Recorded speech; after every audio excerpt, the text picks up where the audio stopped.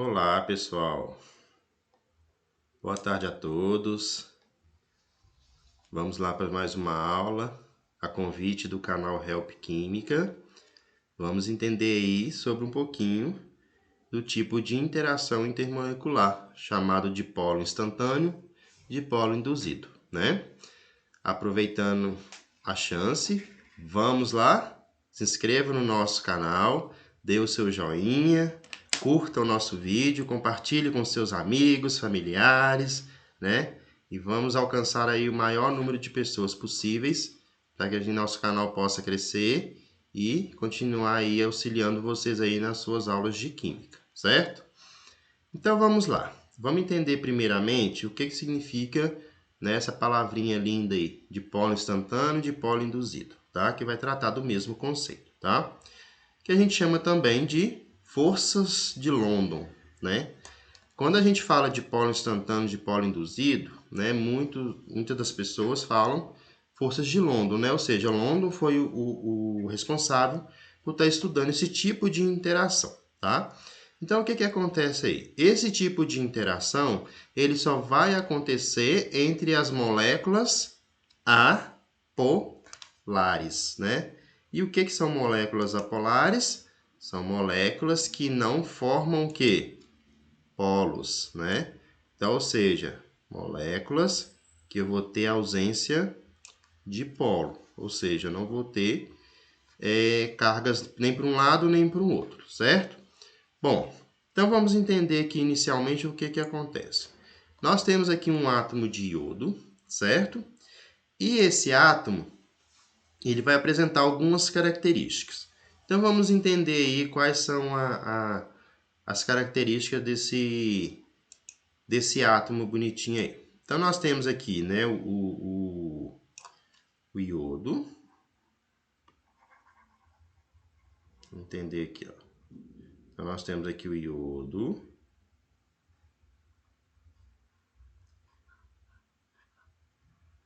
Então nós temos aqui nossa molequinha bonitinha. E o que acontece aqui, ó? Quando nós temos o iodo, né, nós já sabemos que está lá na nossa tabelinha periódica. E qual coluna que ele está? Está lá na coluna 7A, né? E o que vai acontecer aí com o iodo? De acordo com o nosso estudo, nós vamos ter o quê? A diferença dos nossos polos. Então, nós vamos ter um polo positivo e um polo negativo quando a nossa molécula está neutra, certo? E aí nós vamos ter uma seguinte situação.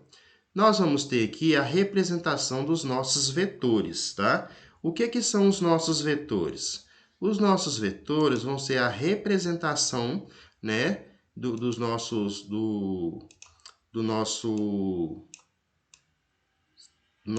composto, né, da nossa reta, na qual eu vou ter aqui a representação vetorial de como que está sendo representado essas forças, né, a nossa, que a gente chama da nossa atração, né, eletrostática. Então, o que vai acontecer aqui? O nosso composto, ele vai, né, a nossa molequinha, ele vai começar a apresentar os nossos polos. Então, nós vamos ter o nosso polo positivo e nós vamos ter o nosso polo negativo. E aí, o que vai acontecer? A nossa molécula, né, o nosso composto, ele vai ter uma diferença nesses vetores. Só que eu tenho que lembrar o seguinte. Lembra lá dos vetores, se vocês estudaram lá em física? Os vetores, quando eu tenho vetores que eles são perpendiculares entre si, eu sei o quê? O que vai acontecer com o meu vetorzinho aqui, ó? Ele vai ter o quê? O somatório da minha resultante vai ser igual a 0, né? Então, se eu tenho a representação dessas forças e essas forças elas são perpendiculares, né? Ou seja, elas estão em sentidos opostos, eu vou ter o quê? Valor do meu vetor, a soma dele sendo igual a 0. Então, o que vai acontecer aqui? Eu vou ter aqui, inicialmente, o meu átomo tendo uma soma vetorial igual a zero. E aí, automaticamente, eu vou ter isso acontecendo de uma forma, o quê?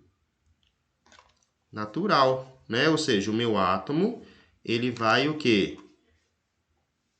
Lembrando que quando... Outra situação que eu esqueci de falar com vocês. A questão do zero absoluto, né? O que é o zero absoluto? É quando o meu composto ele atinge, né, a temperatura de 0 Kelvin, né? Então ele está ali atingindo a minha temperatura absoluta. Então essa temperatura absoluta, quando ele é atingido, o meu átomo ele passa a ter o quê? Vai ter a formação dos meus polos. Então eu vou ter que, inicialmente, eu vou ter o meu polo positivo. Vamos lá, então aqui ó, eu vou ter o meu polo positivo. Então aqui eu vou ter meu polo positivo. Aqui eu vou ter meu polo positivo. E aí o que vai acontecer aqui com a minha molécula? Ela vai formar os meus polos negativo e o meu polo positivo. Então o que vai acontecer ali? Eu vou ter ali o meu composto formando o meu polo negativo e eu vou ter ali formando o meu polo positivo. Só que tem um detalhe importante aqui, ó. Vamos entender o que vai acontecer aqui, ó. Então aqui eu vou ter aqui o meu polo positivo. Está representado aqui. E eu vou ter aqui também o quê? O que acontece com os meus vetores aqui?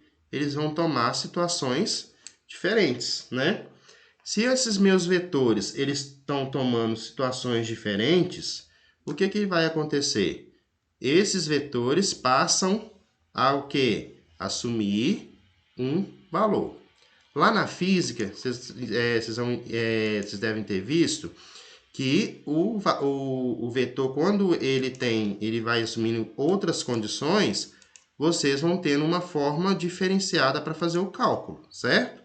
Só que esses vetores, quando eles vão sendo calculados, essas moléculas, né, ou seja, através da força eletrostática aqui, os vetores vão assumindo posições diferentes, né? Essas retas, elas deixam de ser perpendiculares e elas passam a assumir outras posições. Quando elas passam a assumir outras posições, a minha molécula, né, o meu composto, ele passa a ter o quê? Formando os meus polos. E aí eu vou ter essa diferença desses vetores assumindo valores, tá? Esses valores eles vão ser calculados, né, de acordo com a posição dessa reta, né, ou seja, de acordo com a posição que essas retas perpendiculares elas vão assumir. Então, eles podem assumir ângulos de 90 graus, eles podem assumir ângulos de 180, vai depender da força com que o meu ponto, né, o meu polo, ele vai estar puxando, com qual situação que esse ângulo vai estar sendo formado para que eu possa achar o valor desses vetores, tá? Bom, então lá no finalzinho, o que vai acontecer? Eu vou ter uma outra situação, né, que é o meu outro vetor, né? E aí ele vai estar aqui, ó, com o meu polo positivo, né? Vai ter aqui o meu polo positivo.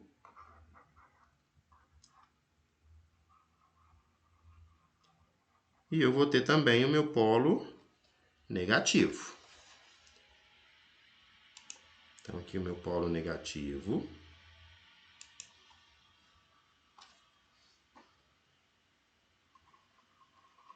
Bom, e aí o que vai acontecer aqui, ó?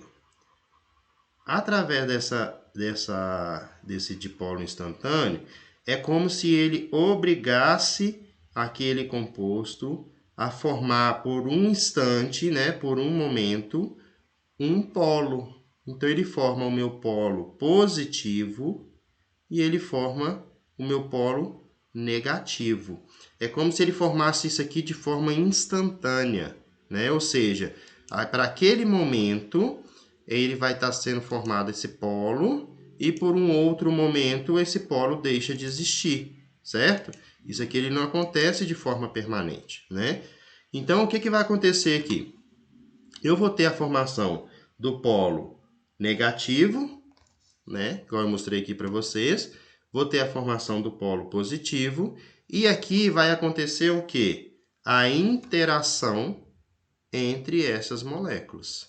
E essa interação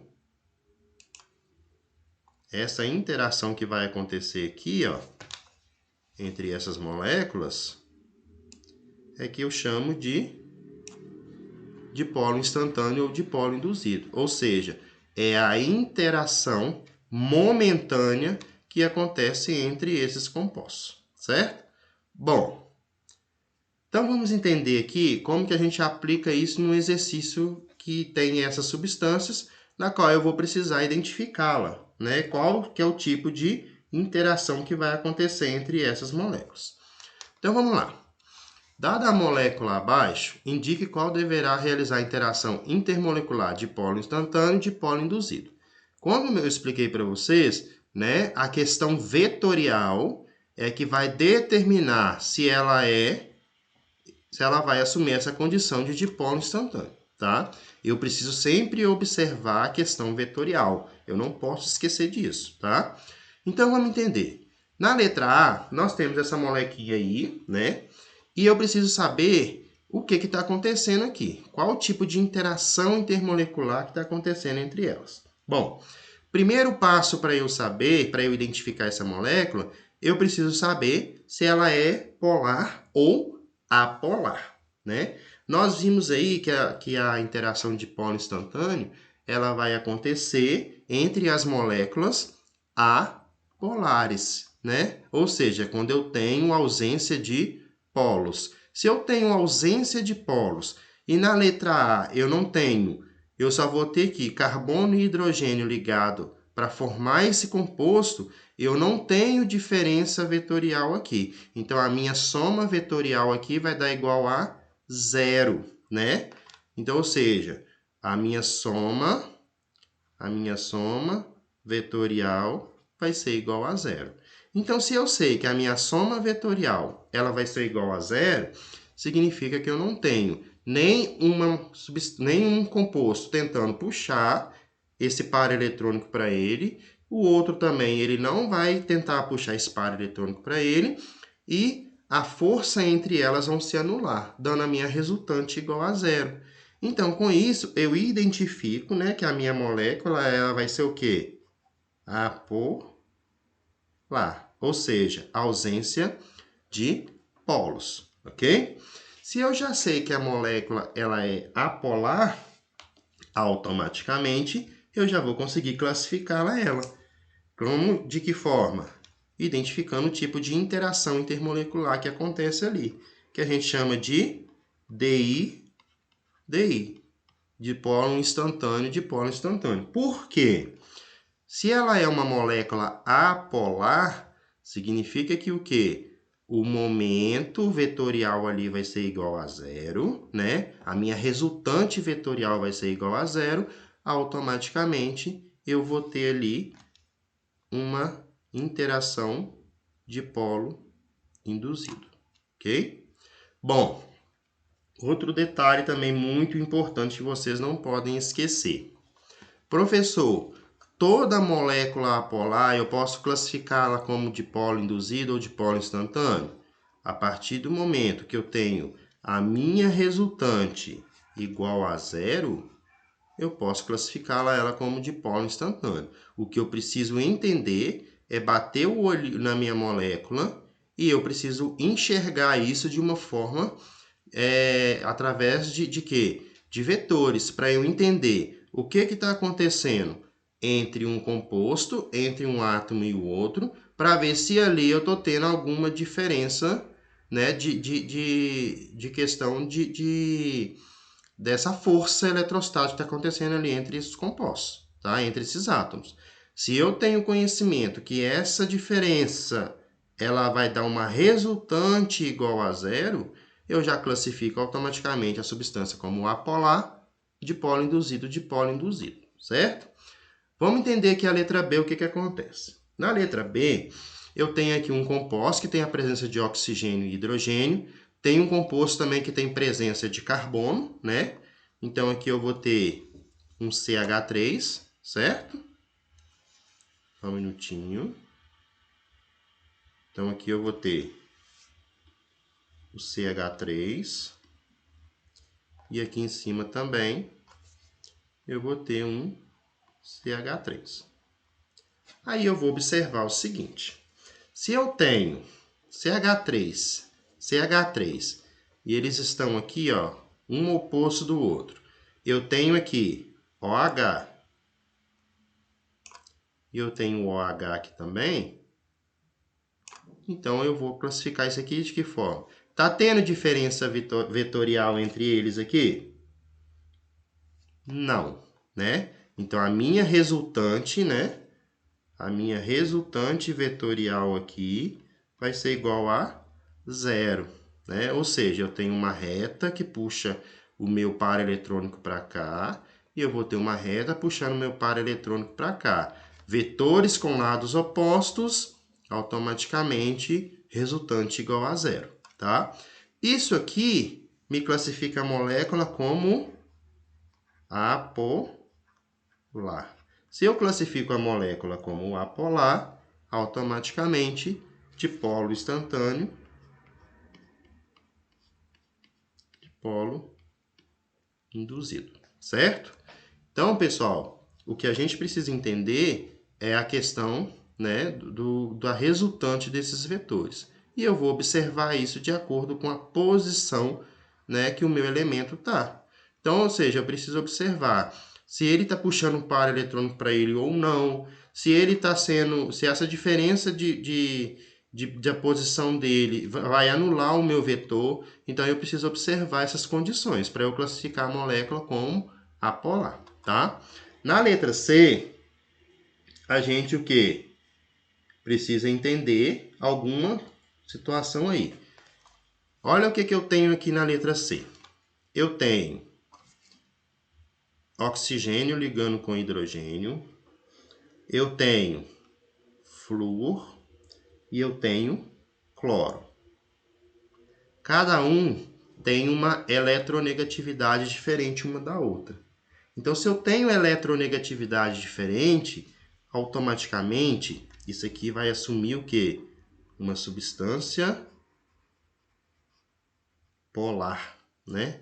Ou seja, eu estou formando polos. Eu tenho aqui, ó, o OH é um polo, o flúor forma outro polo, o cloro forma outro polo, tá? Então, aqui eu não vou classificar ela como o quê?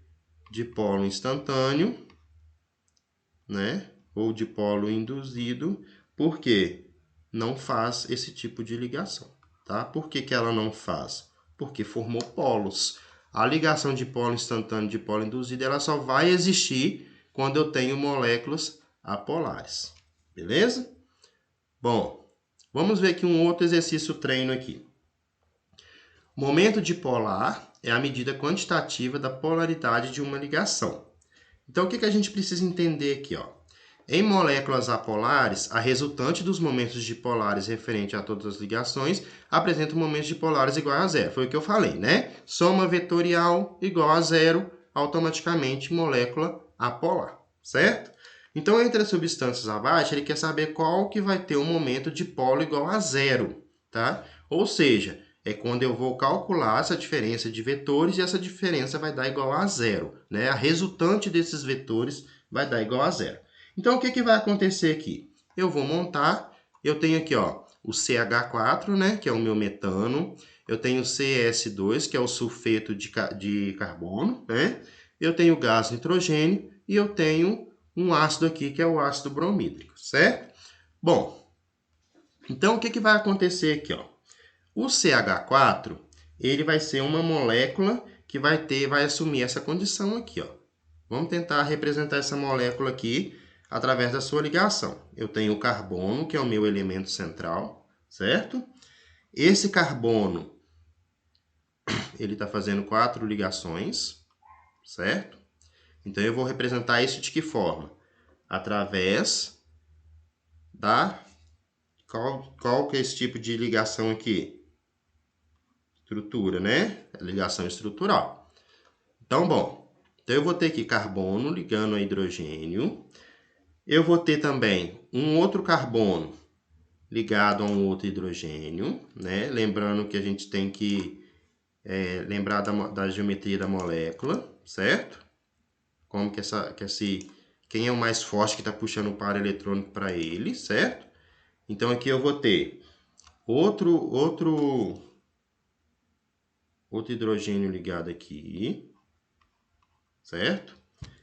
Vou ter mais um aqui formado.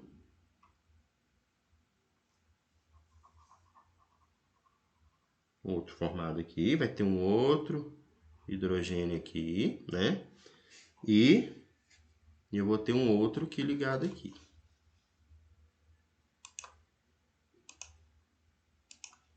Isso. Então vamos lá. Aqui eu vou ter um outro marcado aqui.